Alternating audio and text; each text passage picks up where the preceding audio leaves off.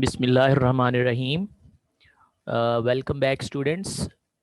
अब हम अपनी आज की क्लास के तीसरे पार्ट की तरफ आते हैं और ये बहुत इम्पोर्टेंट पार्ट है क्योंकि इसमें हम एक बहुत ही important fact about probability discuss करेंगे और ये फैक्ट एग्ज़ाम में कई दफ़ा पूछा जा चुका है और ये स्टूडेंट्स के लिए बहुत ज़रूरी है इस फैक्ट को क्लियर करना।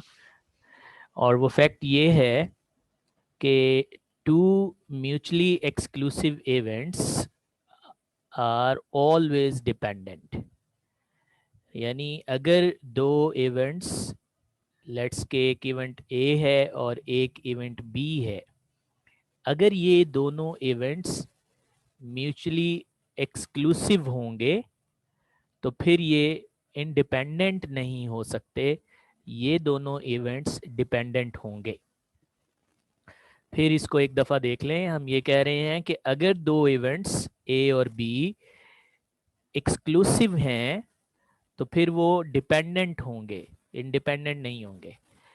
इसको एक्सप्लेन कैसे हम कर सकते हैं कि अगर वो दो इवेंट्स एक्सक्लूसिव हैं तो according to the definition of mutually exclusive events, A and B can not occur at a same time, at a time. एक ही टाइम पे दोनों फिर अक्कर नहीं कर सकते अगर वो म्यूचुअली एक्सक्लूसिव हैं।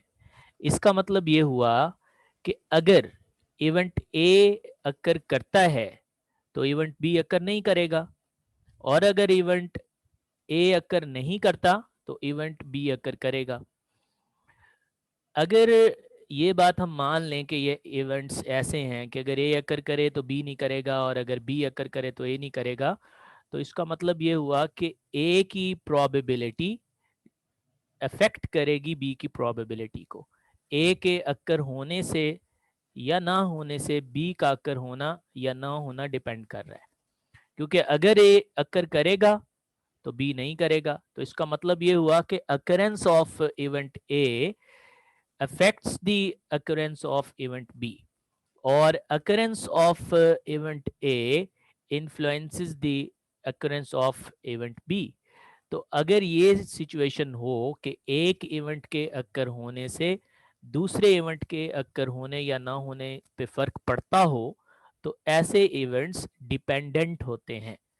इसका मतलब ये हुआ कि अगर ए और बी एक्सक्लूसिव होंगे तो फिर वो डिपेंडेंट भी होंगे।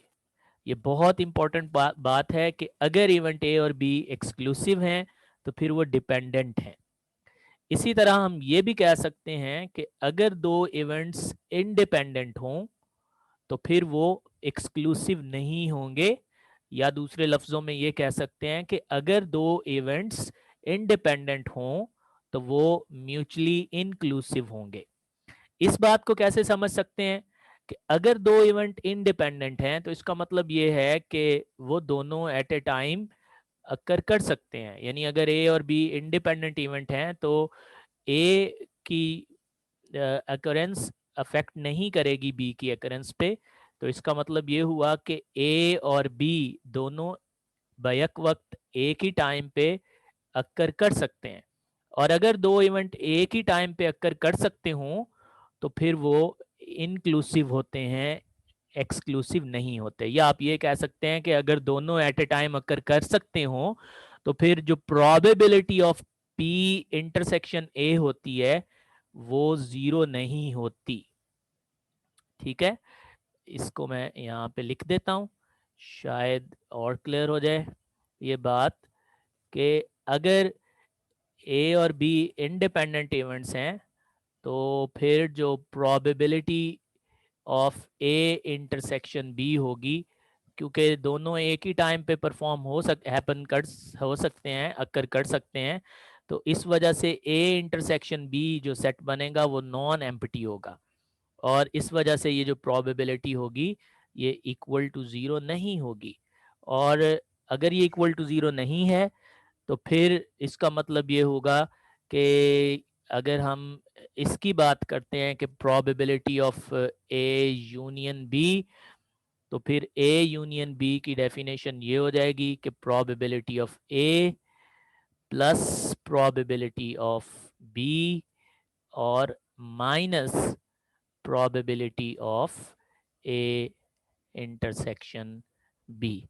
और ये जो फॉर्मूला होता है ये हम तब अप्लाई करते हैं जब ए और बी इंक्लूसिव होते हैं। तो इसका मतलब ये हुआ कि अगर ए और बी इंडिपेंडेंट है तो फिर ए और बी इंक्लूसिव होंगे। अब एक प्रॉब्लम देखते हैं, एक क्वेश्चन जिसमें ये फैक्ट यूज हुआ है कि अ coin is tossed and at the same time a die is rolled. Find the probability that it comes a head or a six. और दूसरा क्वेश्चन है कि इस बात की प्रोबेबिलिटी फाइंड करनी है कि it comes ahead and A six. यानी पहले और है कि हेड आए या सिक्स आए, और फिर ये है कि हेड भी आए और सिक्स भी आए। यानी कॉइन पे हेड आए और डाई पे सिक्स आए, और यहाँ और है, यानी या तो कॉइन पे हेड आए या फिर डाई पे सिक्स आए। और दूसरे वाला जो पार्ट है, वो दूसरा जो इवेंट है वो ये है कि कॉइन पे हेड आए एंड डाई पे सिक्स आए। तो ये दो प्रोबेबिलिटीज हमने फाइंड करनी है। तो अब इस क्वेश्चन को हम सॉल्व करते हैं, और इसको सॉल्व करने के लिए दूसरे वाला पार्ट हम पहले करेंगे। उसकी वजह ये है कि ये ज़्यादा इजी है सॉल्व करना, और ये इजी इसलिए है कि हम फ़ौरन से ये आइडेंटिफाई कर लेते हैं कि occurrence of head and occurrence of six, they are independent events. Independent events ये इसलिए हैं कि अगर आप कॉइन टॉस कर रहे हैं और उस कॉइन पे हेड आ गया तो ये चीज़ इफ़ेक्ट नहीं करेगी कि डाई पे क्या आए। डाई पे वन भी आ सकता है, अभी भी टू भी आ सकता है, थ्री भी, फोर भी, कुछ भी चीज़ जो है वन से सिक्स तक आ सकती है। और कॉइन पे हेड आना या कॉइन पे टेल आना असरअंदाज नहीं होगा इस बात पे कि डाई जो है, यानी जो लूडो का दाना है, उस पे क्या आएगा। तो ये तो फौरन आइडेंटिफाई हो जाता है कि ये दोनों इवेंट जो हैं, यानी head on the toss and six in the die, ये दोनों जो हैं ये इंडिपेंडेंट इवेंट्स हैं। तो अगर ये इंडिपेंडेंट इवेंट्स हैं और एंड की प्रोपोजिशन आई हुई है, तो हम probability of head and six easily find कर सकते हैं, और वो प्रोडक्ट होगा प्रोबेबिलिटी ऑफ हेड और प्रोबेबिलिटी ऑफ सिक्स का। ठीक है, तो इसको हम लोग देखते हैं। तो probability of head and six और probability of head intersection six, ये इन दोनों प्रोबेबिलिटीज का प्रोडक्ट होगा। और अगर आप हेड की प्रोबेबिलिटी लेते हैं तो 1/2 आ जाएगी, और सिक्स की प्रोबेबिलिटी 1/6 आएगी, और इनका प्रोडक्ट आ जाएगा 1/2। तो अब ये पार्ट हमने सेकंड वाला कर लिया। अब हम फर्स्ट पार्ट की तरफ आते हैं। तो अब चूंकि हमें ये पता चल गया है कि ये दोनों इवेंट्स जो थे ये इंडिपेंडेंट थे, तो जो फैक्ट ऊपर डिस्कस किया है हमने, उससे हम ये कंक्लूड करेंगे कि ये दोनों इवेंट्स म्यूचुअली इंक्लूसिव हैं। और अगर म्यूचुअली इंक्लूसिव हों दो इवेंट्स, तो फिर उनकी जो यूनियन है या और की प्रोपोजिशन है, वो उसका फॉर्मूला ये बनता है कि पहले इवेंट की प्रोबेबिलिटी प्लस दूसरे इवेंट की प्रोबेबिलिटी माइनस उन दोनों इवेंट्स के इंटरसेक्शन की प्रोबेबिलिटी। तो इस लिहाज से ये बनेगा probability of head plus probability of six minus probability of head and six. ये वाला पार्ट हम ऊपर सॉल्व कर चुके हैं कि probability of head intersection six जो है वो 1/12 है, और हेड की प्रोबेबिलिटी 1/2 होगी, क्योंकि दो पॉसिबल आउटकम्स हैं हेड और टेल, और उसमें से हेड की प्रोबेबिलिटी 1/2 होगी। जबकि प्रोबेबिलिटी ऑफ 6 1/6 होगी, क्योंकि टोटल पॉसिबल आउटकम्स 6 हैं, 1 2 3 4 5 और 6, और उनमें से 6 आने की प्रोबेबिलिटी 1/6 होगी।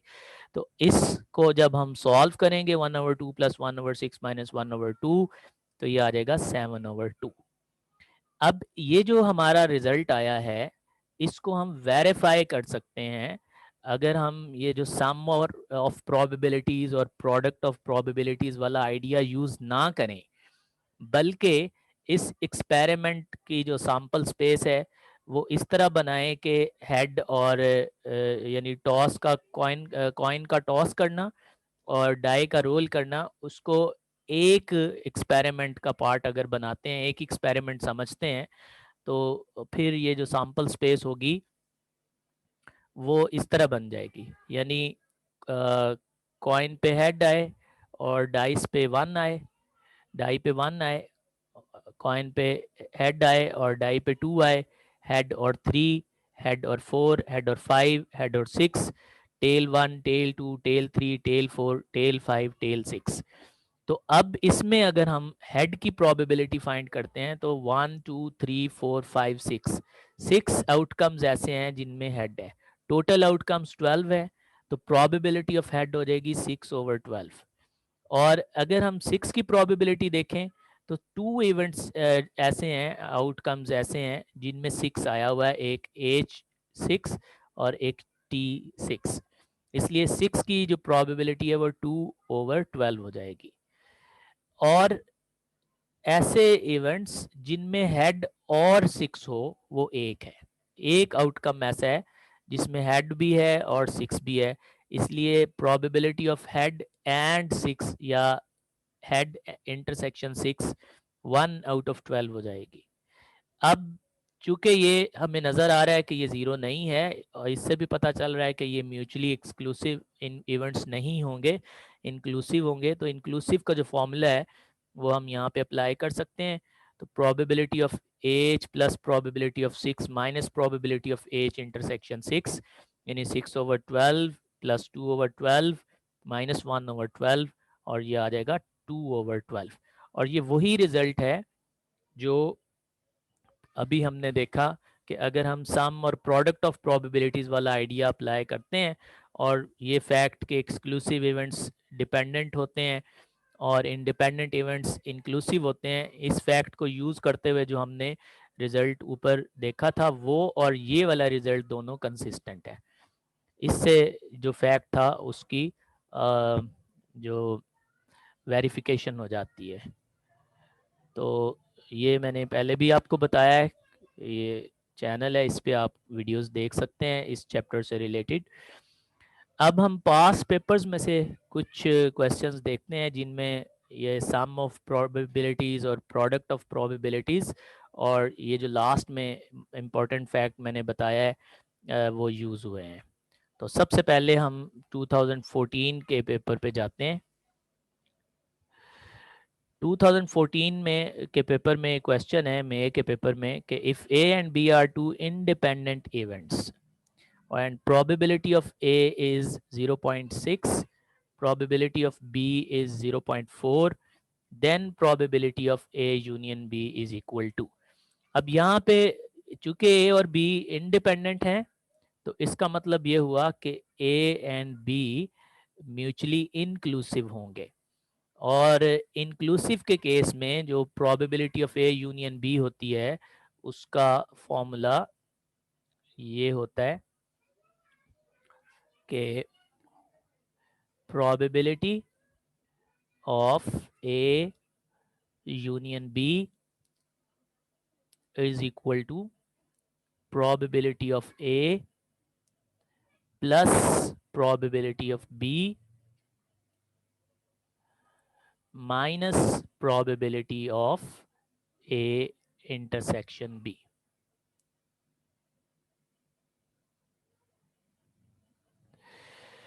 तो अब प्रोबेबिलिटी ऑफ ए भी हमें पता है, प्रोबेबिलिटी ऑफ बी भी हमें पता है, हमें ये प्रोबेबिलिटी फाइंड करनी पड़ेगी ताकि हम ये प्रोबेबिलिटी जो हमसे पूछी गई है मालूम कर सकें। अब probability of A intersection B क्या होगी, चूंकि ये इंडिपेंडेंट इवेंट्स हैं और इंडिपेंडेंट इवेंट्स में जो इंटरसेक्शन ऑफ इवेंट्स की प्रोबेबिलिटी होती है वो उनकी प्रोबेबिलिटीज का प्रोडक्ट होता है, यानी probability of A into probability of B. इन दोनों प्रोबेबिलिटीज का हमें प्रोडक्ट लेना होगा। तो ए की प्रोबेबिलिटी 0.3 और बी की प्रोबेबिलिटी है 0.4। इन दोनों का प्रोडक्ट बना प्रोबेबिलिटीज का 0.12। तो ये चीज हम यहाँ पे पुट कर सकते हैं। ए की प्रोबेबिलिटी है 0.3, बी की प्रोबेबिलिटी है 0.4 और इंटरसेक्शन की जो प्रोबेबिलिटी है वो माइनस करनी है हमें, वो है 0.12। तो अब ये सारे को हम सॉल्व करेंगे। 0.3 और 0.4 का सम आ जाएगा 0.7 और इसमें से ये सब्ट्रैक्ट कर देंगे, यानी 0.12 इसको सब्ट्रैक्ट करेंगे, माइनस करेंगे और ये आ जाएगा 8 और 6 में से 1 जाएगा 5, यानी 0.58। ये आंसर आएगा जो यहाँ पे बी ऑप्शन में दिया गया है। तो 0.58 बी ऑप्शन जो है वो करेक्ट ऑप्शन होगी इस क्वेश्चन की।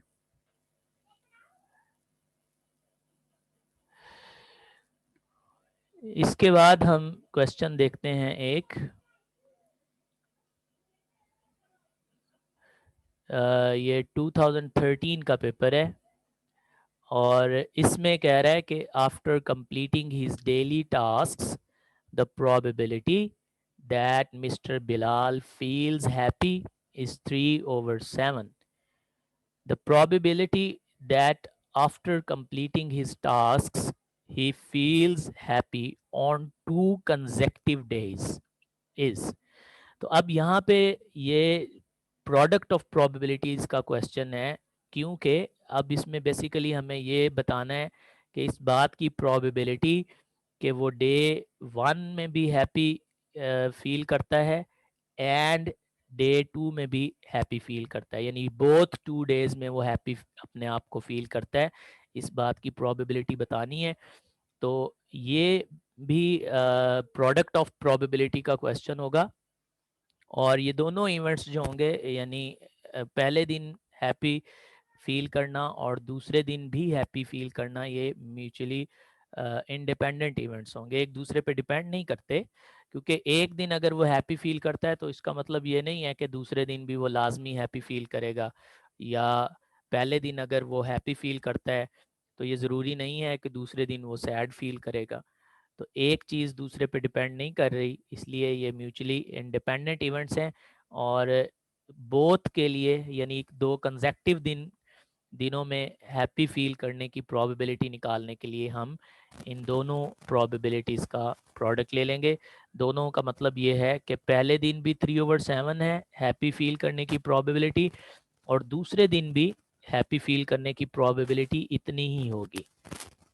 इस तरह ये आ जाएगा प्रोडक्ट आपके पास 9/49। तो ये सी ऑप्शन इसका करेक्ट ऑप्शन होगा।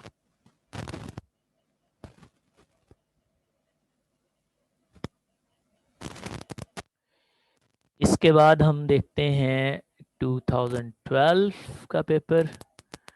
अच्छा, ये एक फैक्ट है जो शायद क्लास में डिस्कस नहीं हो सका, मेरा ख्याल है। इसमें ये जो डायग्राम्स आपको नज़र आ रही हैं, इस तरह की डायग्राम्स होती हैं जिन्हें हम प्रोबेबिलिटी ट्री बोलते हैं और इसमें अगर किसी पॉइंट से जितनी ब्रांचेस निकल रही होती हैं उन तमाम पे जो प्रोबेबिलिटीज़ होती हैं उनका सम 1 होना चाहिए।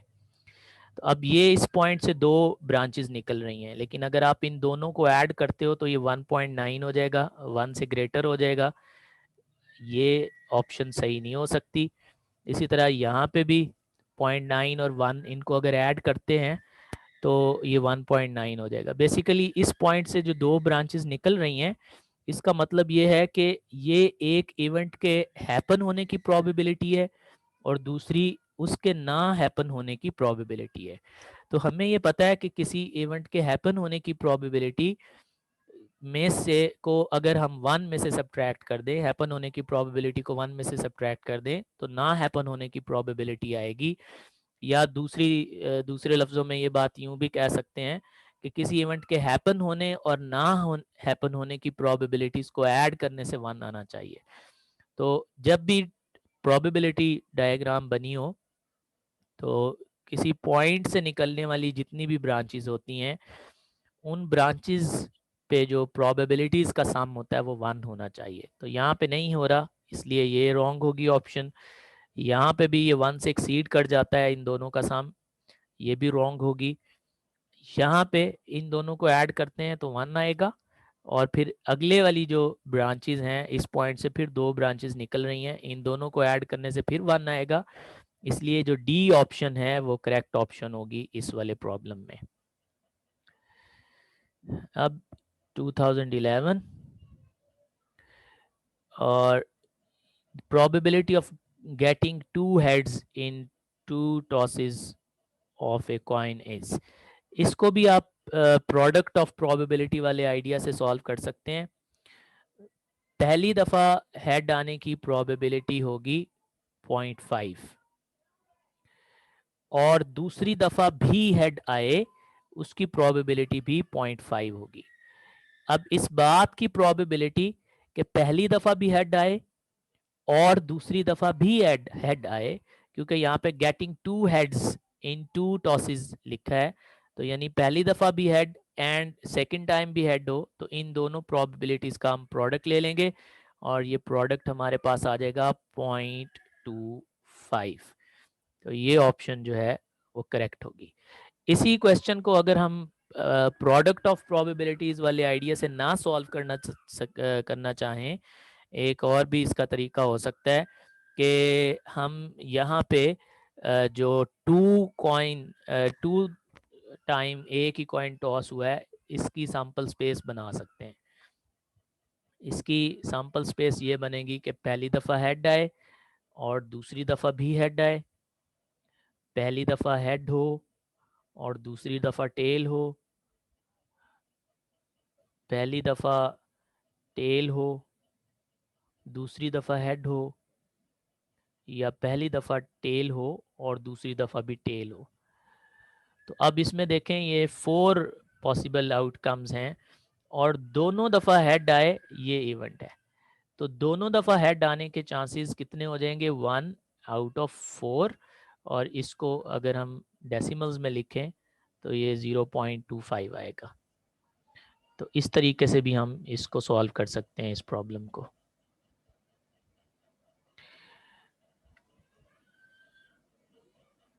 हाँ जी, इसके बाद हम देखते हैं 2017 का पेपर। 2017 में है कि if a coin is tossed and fair die is rolled simultaneously and the coin shows a head and the die shows 5। ये बिल्कुल वैसा ही प्रॉब्लम बन गया जैसा अभी हमने ऊपर एक्सप्लेनेशन में देखा है। वहाँ 6 था तो यहाँ पे 5 है। तो अब ये बताना है कि ये दोनों इवेंट्स हैं, यानी कॉइन पे हेड आना और डाई पे 5 आना, ये दोनों इवेंट्स किस तरह के इवेंट्स हैं? ये डिपेंडेंट इवेंट्स हैं, तो ऑब्वियसली डिपेंडेंट नहीं है। कॉइन पे हेड आए, हो सकता है डाई पे 1 आ जाए, कॉइन पे हेड हो सकता है डाई पे 5 आए या 5 ना आए। तो ये इंडिपेंडेंट इवेंट्स होंगे, डिपेंडेंट तो नहीं है। तो ये इंडिपेंडेंट अगर इवेंट्स हैं तो हमने ये पढ़ा कि इंडिपेंडेंट इवेंट्स म्यूचुअली एक्सक्लूसिव नहीं होते, इसलिए ये इंडिपेंडेंट इवेंट्स होंगे, एक्सक्लूसिव नहीं हो सकते। तो इसलिए जो 2 ओनली है वो इसकी करेक्ट ऑप्शन बनेगी, क्योंकि अगर इंडिपेंडेंट हो तो एक्सक्लूसिव नहीं होते, और अगर इंडिपेंडेंट हो तो डिपेंडेंट भी नहीं होते। तो अगर ये वाली बात सही है कि इंडिपेंडेंट है, तो फिर ये फर्स्ट और थर्ड नहीं हो सकते, इसलिए जो इसमें 2 वाली ऑप्शन है सिर्फ ये सही होगी, यानी ऑप्शन बी इसका करेक्ट आंसर होगा इस क्वेश्चन का। इसके बाद 2018 का पेपर देखते हैं। 2018 के पेपर में ये क्वेश्चन है जी 16th वाला कि अ bag contains 6 red 5 yellow 8 white 6 black and 10 blue balls. 2 balls are drawn at random with replacement from the bag. अब रिप्लेसमेंट का मतलब ये है कि आपने बॉल निकाली और फिर वापस उसमें रख दी बैग के अंदर. इसका मतलब ये होगा कि जब दूसरी दफ़ा बॉल निकालेंगे तो आप दूसरी दफ़ा बॉल की जो भी प्रोबेबिलिटी होगी वो पहले वाली प्रोबेबिलिटी पे डिपेंड नहीं करेगी, पहले इवेंट की अकरेंस पे डिपेंड नहीं करेगी. क्योंकि जब आपने बॉल निकाल के वापस रख दी तो इसका मतलब ये हुआ कि अब दूसरा ट्रायल बिल्कुल पहले ट्रायल जैसा ही है. तो दोनों जो होंगे इवेंट्स वो इंडिपेंडेंट होंगे, डिपेंड नहीं कर रहे होंगे. इसलिए जो इस बात की प्रोबेबिलिटी के पहली दफ़ा find the probability that first ball is red and the second ball is white, दोनों जो प्रोबेबिलिटीज़ हैं यानी रेड की और वाइट की जो प्रोबेबिलिटी है अगर हम दोनों को देख रहे हो तो वो इन दोनों प्रोबेबिलिटीज़ का प्रोडक्ट होगा. और यहाँ पे एंड की चूँकि प्रोपोजिशन आई है इसलिए हमें प्रोडक्ट लेना है. तो अब यहाँ पे देखें टोटल बॉल्स कितनी है, 6 और 5 11 और 8 19 और 5 25 और 10 35. टोटल बॉल्स 35 हैं और हमें रेड की और वाइट की प्रोबेबिलिटी निकालनी है. तो रेड की प्रोबेबिलिटी हो जाएगी 6/35 जबकि वाइट की प्रोबेबिलिटी 8/35 हो जाएगी. तो चूंकि ये इंडिपेंडेंट इवेंट्स हैं इसलिए ये वाली ऑप्शन सही होगी, इन दोनों का प्रोडक्ट ले लेंगे 6/35 और 8/35. अगर ये रिप्लेसमेंट ना होती और विदाउट रिप्लेसमेंट हम लोग चेक कर रहे होते फिर ये वाला करेक्ट ऑप्शन होना था. क्योंकि अगर पहली दफ़ा रेड बॉल निकल आती, अगर हम एज्यूम करते, क्योंकि डिपेंडेंट इवेंट्स में हमें एज्यूम करना होता है कि पहला इवेंट हैपन हो गया है, तो फिर जो टोटल बॉल्स हैं वो 35 की बजाय 34 रह जानी थी. अगर यहाँ पे रिप्लेसमेंट विद रिप्लेसमेंट की बजाय विदाउट रिप्लेसमेंट होता तो फिर ऑप्शन ए सही होनी थी. लेकिन अब इस सिचुएशन में ऑप्शन बी जो है वो करेक्ट ऑप्शन है. तो स्टूडेंट्स ये इस टॉपिक से रिलेटेड क्वेश्चंस थे, कुछ हमने देखे और कुछ टॉपिक्स की डिटेल्स जो थी वो हमने डिस्कस की. उम्मीद है आप लोगों को ये क्लियर हो गई होंगी बातें. अगर फिर भी आपका कोई क्वेश्चन हो तो आप लोग व्हाट्सएप पे पूछ सकते हैं क्वेश्चन. तो इजाज़त दीजिए, अल्लाह हाफिज़.